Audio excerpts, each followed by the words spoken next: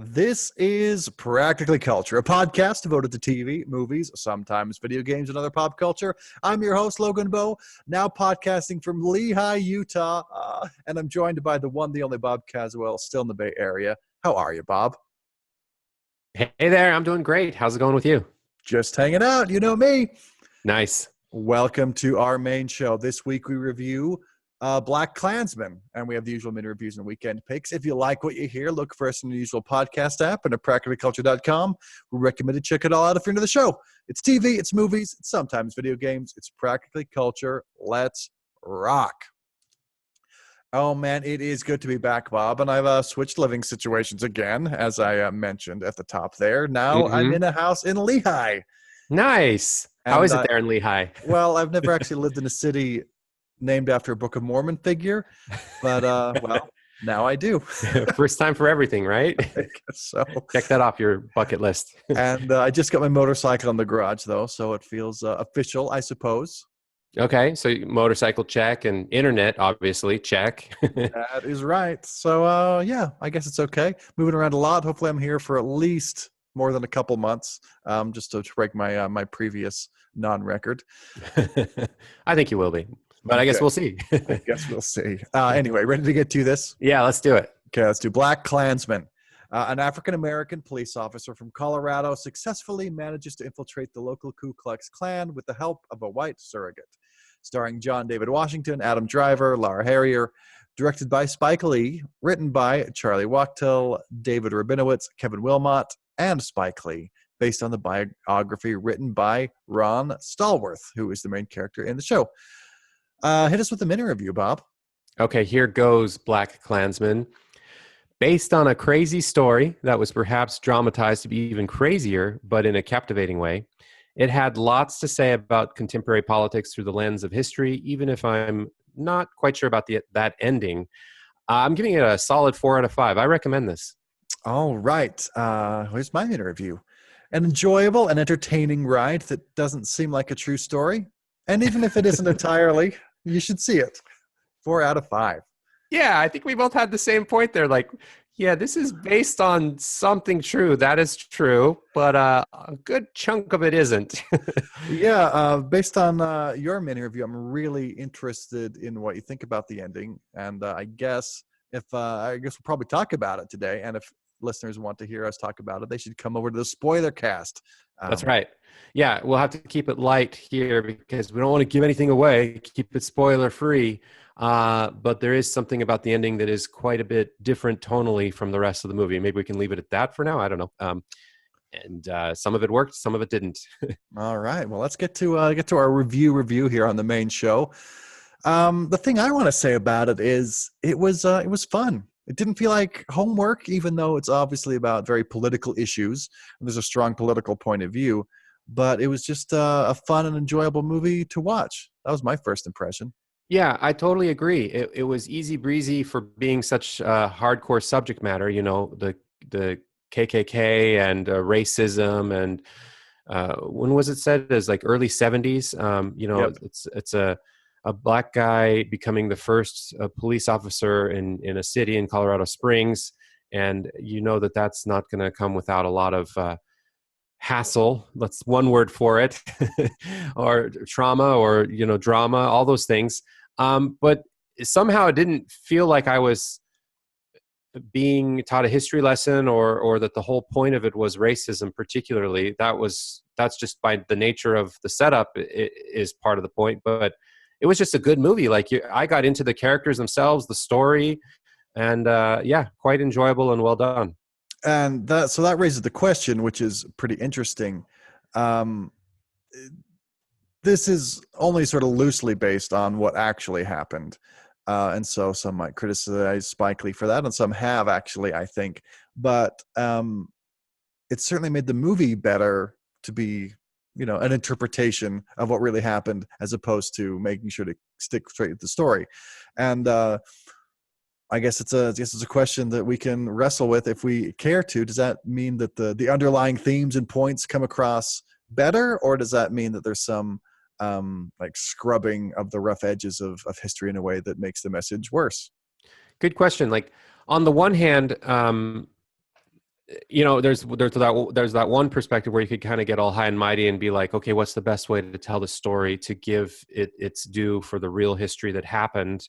But on the other hand, there's a part of me that's almost annoyed is a strong word, but when you go into a movie that's based on a true story and you see those words on the screen, then you watch it and then you're like, oh, I got to Google that. That was crazy. And then you Google it and you're like, oh, that part was the part that was based on a. So then the other 2/3, oh, well, that makes it different. But then really, does it need to? Is that on me or is it on the movie maker that I have a little bit of a letdown feeling when I Google the story and find the parts that don't match? It takes a little bit of the air out of the balloon, but we're grown-ups. Like, the movie's still better, even if that might be true. So I don't want to hold that against the movie particularly. So I don't think I did with my approach and rating here, but I think it's both a micro question for this movie, but just generally, how does that make you feel, people? Leave us a comment. Yeah, we'd love to hear. And we're trying to be spoiler free here, but if I could just maybe mention a little bit for people who might be interested. I don't think it's spoiling anything, or too much at least, to say that the main cop here, the African American police officer, he's actually running sort of two operations, at least in the movie, and one of them is that he is infiltrating sort of a black activist movement, and he's simultaneously infiltrating the Ku Klux Klan, and in the movie, he's much more pro black activist group and anti Ku Klux Klan. But I guess in real life, it was at the very least a lot grayer than that in terms of which one he was supporting and which one he was going against. And so obviously that, I guess it has some implications. And I guess we'll leave it at that right now. If you're interested in figuring out the truth versus the movie, I'm sure you can look into that yourself. But it's basically along those lines. Well, that, and that's interesting that you're pointing to that as the main example of the discrepancy, because without getting into it because of spoilers, towards the end, when we have our protagonists and antagonists, I guess you could say loosely, confronting each other with some of the climax scene of the story as it's told in the movie, there's some hefty situational variables that happen that are pretty intense that as far as I can tell, were completely manufactured just for the plot points of the movie and for more drama as to how these people ended up confronting each other. And a good climax for a movie is a lot different than retelling a portion of a story. Like, there's a good premise here, but then there's not necessarily a climax in real life as there is the way it was portrayed in the movie. Let's just leave it at that. Fair enough. And I guess for me, I expect things like that to be manufactured, but I guess for me, the motivations were maybe slightly different, and that's the thing that's more interesting to me. But yeah, we'll talk about this more in the spoiler cast. You can look into it more. Suffice it to say that that's an interpretation. Some liberties have been taken. Yeah. So let's get to some other stuff. What did you think of the actual actors and their portrayals and that kind of stuff? The actors definitely in the what's too like category for me. For sure. I sort of feel sheepish admitting this, but I haven't actually seen very many Spike Lee movies, and I don't usually hear that one of his strengths is getting good performances out of actors, but I thought he really, really did. We got John David Washington, who's sort of the main character. I thought he was great, sort of the Jackie Robinson of this little scenario. He's got like an edge to him, but he's putting his head down for the greater good sometimes, even though he has some anger coming out. And just a watchable, compelling sort of leading man here. Adam Driver, very Adam Driver-y. I feel like we've been fans of his for a long time, and he's always unusual, but it works. Topher Grace is really surprisingly good. He makes David Duke almost seem likable and sympathetic. He's great acting. And Laura Hammer as the leader of the Black Student Union, she's just great. She comes across as young, like a college student, but like dedicated and motivated and capable, but also like appealing as the main romantic lead. I just felt drawn to her in all those sorts of ways. I thought the acting was really, really good. Yeah, me too. There's a lot of charisma, a lot of people using their strengths. Like Adam Driver was very Adam Driver-y, like you said, but in all the right ways. He's such a good actor and was a good fit for this role.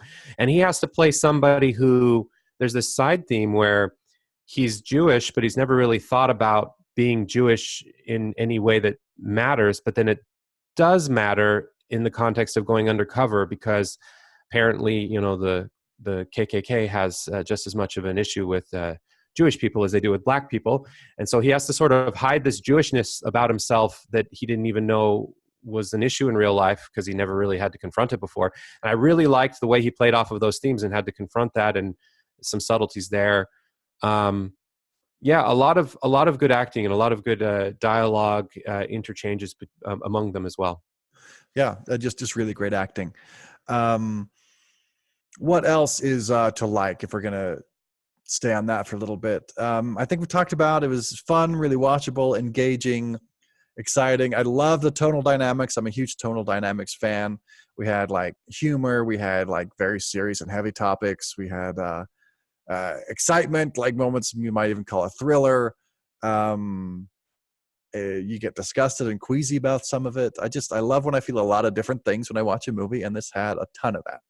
Yeah, yeah, totally agree. I wanted to ask you specifically at the beginning. It starts, I want to say, almost slow-ish, but not in a bad way. There's this extended scene with a young black activist giving a speech, and there's some really interesting camera work. And Spike Lee is definitely um, kind of pressing pause and letting this speech linger as sort of the basis for the tensions between the different members in the community in a way. And he does a lot of zoomed in, interesting shots of black people's faces. Very unique artistic choice, but maybe I'm inexperienced. I haven't seen his movies much, but how did that impact you, and what did you think of that? Um, Good question. So I think we're both admitting that we are not, students of Spike Lee's work, Yeah. and that probably uh, limits our ability to put this in its complete context. But I get the impression that that type of thing is very much what Spike Lee does a lot. And for me, I'll be honest, it sort of draws attention to itself as like the filmmaking. Like I am making a statement aesthetically as the filmmaker here. And there's another one where there's this long, I guess they use a dolly where they're walking, two people are walking down a corridor, and like you see them the same distance and focus, but the hallway goes back. I guess that's a very Spike Lee thing to do too. It's just another instance where the camera work is like, hey, look at me, I'm doing camera work here, pay attention to it. And so it takes me out of it a little bit. And I guess, I don't know. I guess to do that, he was trying to highlight black faces and black images of beauty, like young and virile college students with full of potential and power and things like that. Yeah. So yeah, I guess that's the Spike Lee price of admission. You deal with him making statements like that aesthetically, and I guess I don't know exactly how to interpret it or how to place it in the greater context. So I'll just punt on that one, I guess. Fair enough. I mean, maybe I should do the same. I want to say it didn't get in the way particularly, but also the best parts of the movie for me maybe weren't those parts, even though I think I appreciate them for what they are, but maybe I'm not the right person because that the significance is lost on me or the impact. But um, because the rest of the movie as a movie is just so engaging and entertaining and has a lot of interesting things to say, but without taking me out of the moment, so to speak. Whereas right there in that scene, it was like, oh, we're doing something different here. But take it for what you will. What did you think? I have a question for you now. What did you think about the some of the overt politics that were in this? Because there are politics that are incidental, like it's a story where politics feature, but then it seemed like at least a couple times Spike Lee was really trying to make his own statement about politics. Yeah, how did you feel about that? You mean with the ending, or just in general? It's not just the ending. There's other things too. The ending again is one, and one that's a little less spoilerly, I suppose, is that at one point Ron Stallworth says something like, America would never elect David Duke is president, right? And then the white cop's like, you really should wake up, Stallworth, or something like that. I felt like that was he's like reaching out at the camera, looking, breaking the fourth wall, and just being like, "This is to you, people." Yeah, I mean, I know what he was saying. I know that perspective, and even if I happen to agree with it to a certain degree, those moments I thought made the movie slightly weaker because the rest of it was telling a story that was saying the same sort of message, but implicitly rather than explicitly. And so, from my perspective, I think movies like this are better when they're political without being political, if you know what I mean.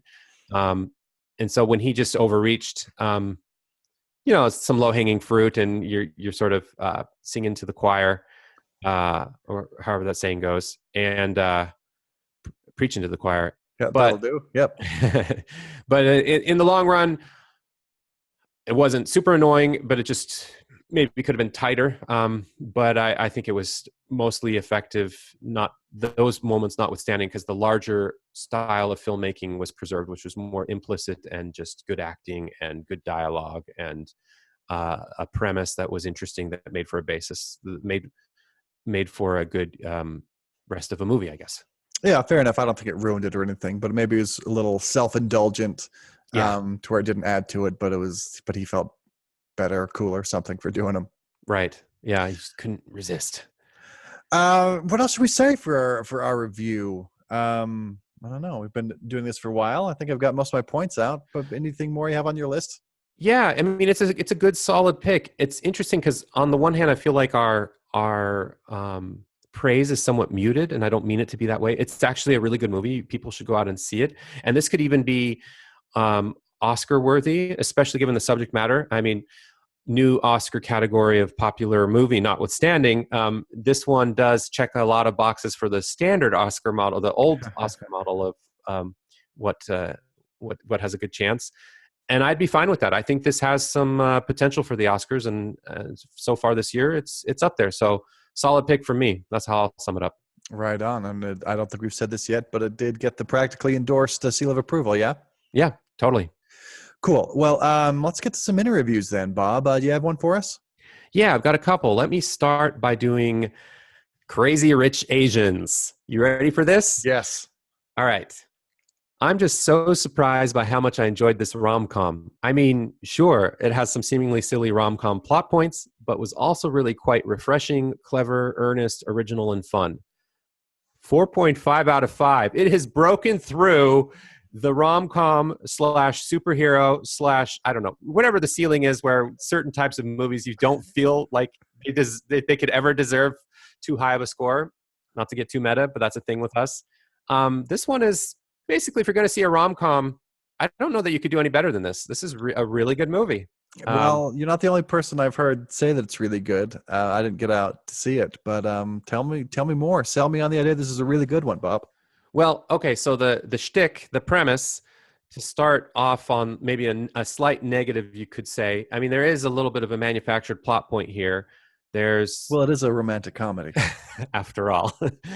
There's this young woman who's also an economics professor in New York, and she's making a name for herself as the youngest member of whatever faculty. I think was it Columbia or New York University, one of those high up ones.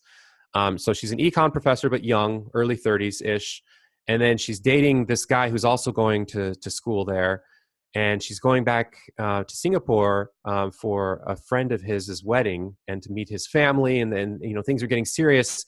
Unbeknownst to her, he's like part of this dynasty or borderline royalty family in Singapore, which of course they play up the fact that when you're off here in America, you don't know anything about celebrities or Asians and how they look different from each other on the other side of the world. Even though on that side of the world, everybody knows who he is. So, it doesn't take her long traveling to Singapore to get clued into the fact that, whoa, she's just misinformed about who he really is. And then he wanted to hide it from her because he wanted him to be the real person he is without her having all that knowledge about all of his money and entitlements and all this stuff. But the humor is super funny. There's a lot of banter. There's a lot of fun side characters, a lot of Asian stereotypes that are just played up as Asian stereotypes in a way that's somehow not offensive, but is funny. And I guess we're all having a good time. So this is the one identity that's okay with, using comedy as part of their representation. I'm dancing around something here, but it's funny. It's the whole thing. I was laughing a lot, and we've got some casts that are completely new that I've never seen before. Some that I've seen peppered through other TV and shows here in the States. And in the end, the story of how they have their, of course, there's going to be a misunderstanding, and then they have to, probably, I'm not going to say, but they probably have to get back together after figuring things out. All those beats were pretty standard in the formulaic way that you'd assume, except for that their execution was the best that they could be and quite clever in ways that I wasn't expecting. The characters are well developed, especially the supporting characters. Basically, she has to deal with his mom is the main plot point, and the history of what culture means over there as compared to what it does or doesn't mean over here in the States. So there were some legitimate themes about cultural differences that were peppered throughout that were really well done. I've been rambling for a while, so I'll pause there. I don't know if I've convinced you, but it's both insightful, it's funny, and it's well done. I mean, it's hard to find anything really wrong with it other than it's a rom-com. Cool. No, I'm even more intrigued now to see if I can get out and see it, even though I might be a week or two late by the time I do. Cool. Yeah, so I'm overselling it perhaps a little bit, but not really. Go see it. Yeah. All right. Well, excellent. You said you had another one for us too? Yeah, one more. Speaking of overselling things, here I want to review Hannah Gadsby Nanette. This is a comedy special on Netflix that just came out, I think a month or so ago. Here's my mini review. Starts off as a comedy special, but then transcends the art form and becomes a new form of storytelling that I'll probably never forget. I'm likely overselling it, but you should see this, and let's talk about it. 5 out of 5. This is probably, in recent memory, the best stand-up special I've ever seen. Like, there's something going on here which is quite unique, and I know I am going to say it again, my disclaimer, I am overselling it. It's not necessarily the funniest thing you're going to see, but it is funny. But she changes the formula maybe about halfway through her standard stand-up. She's in a giant hall somewhere. She's from Australia, by the way, Hannah Gadsby. She's this a lesbian who struggles with that needing to be as strong of a part of her identity as everyone seems to think it should be. So that's kind of one of the themes. And she talks about that a lot, and obviously makes a whole comedy routine out of it. But then it takes a little bit of a left turn partway through, and I'm sort of avoiding spoilers, even though it's a stand-up special. But it's very, very impactful, and it's more about her personal story with the comedy supporting that. Although I would say it's comedy special first still in the end, even though I really like what she did here. I thought this was taking the art form to a new level, and it's really quite amazing. So I would highly recommend it. Interesting. Now, we sort of maybe have touched on this on the cast before, but I mean, I know that you seem to like comedy specials, and a lot of people do, obviously. And I feel like I'm just the kind of person that's just not my thing. I've even watched a couple. I don't dislike every single one I ever see, but they're not usually my cup of tea. But Sure. But 5 out of 5? Whoa. And it breaks the mold a little bit? Maybe. I mean, there are a lot of things, a lot of slots that it needs to move up.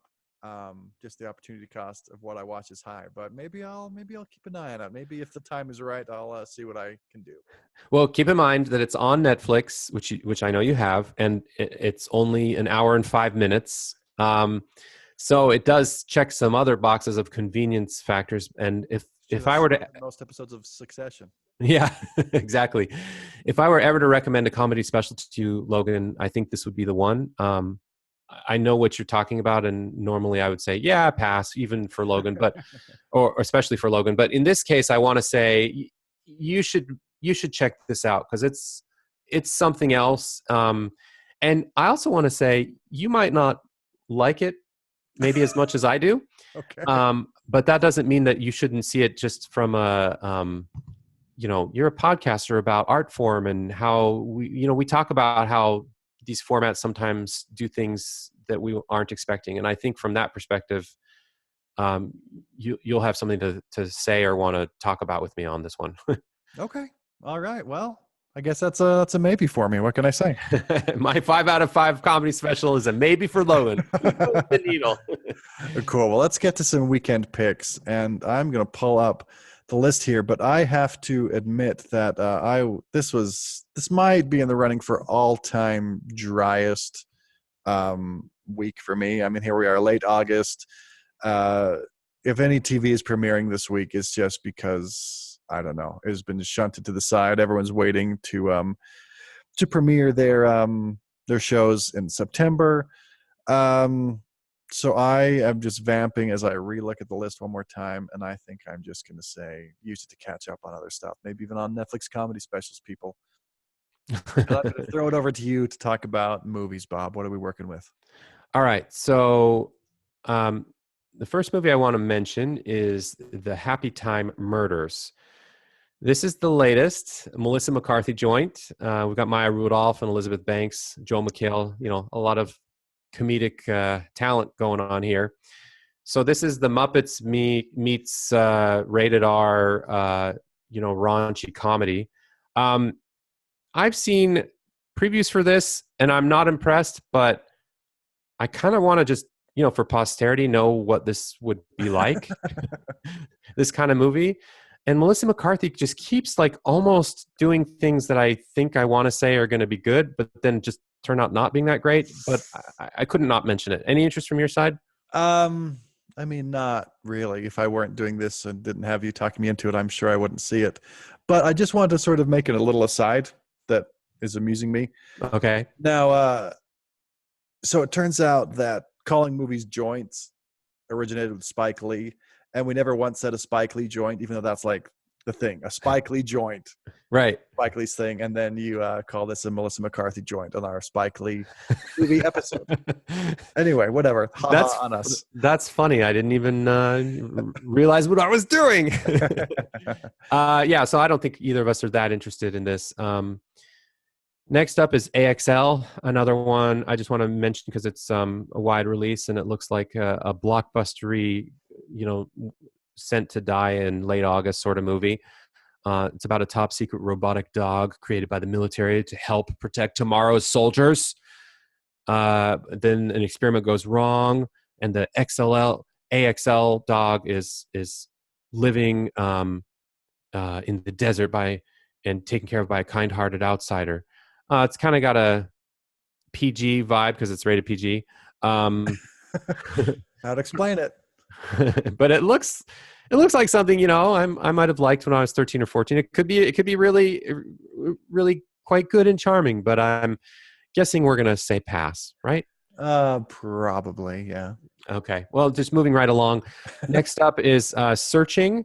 Now this one is a PG-13 movie starring John Chow, and it's he's plays a guy whose 16-year-old daughter goes missing, and then a local investigation is opened up. But then when he's not finding out, it's not moving along as quickly as he wants, he starts investigating himself using social media. And this movie is kind of being praised or talked about in its use of showing text messages and Facebook and everything that's, otherwise quite dated when you put it in a movie because it just only lasts for a year or two. But it's just embracing it all out and making a statement about storytelling from that perspective as well. So I'm intrigued, and so I'm curious to see if you're interested in this.